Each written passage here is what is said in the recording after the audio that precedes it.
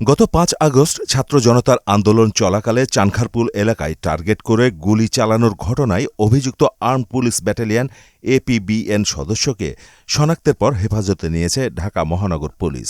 তার নাম মোহাম্মদ সুজন হোসেন।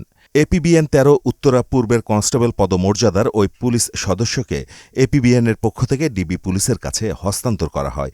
এরপর ডিবি পুলিশ তাকে শাহবাগ থানায় দায়ের করা ৯ নম্বর হত্যা মামলায় অভিযুক্ত হিসেবে শাহবাগ থানায় হস্তান্তর করে।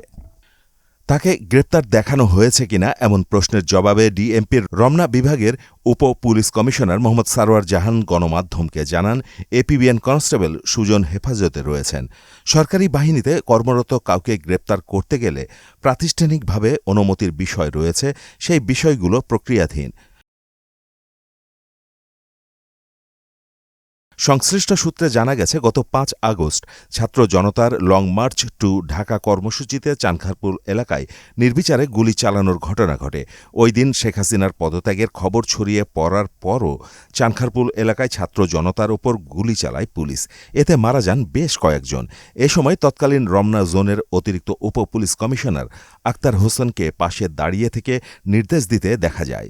সামাজিক যোগাযোগ মাধ্যমে ছড়িয়ে পড়া একটি ভিডিওতে দেখা যায় ওই এলাকার মানুষকে নিশানা করে গুলি করছেন আর্মড পুলিশ ব্যাটালিয়নের সদস্যরা।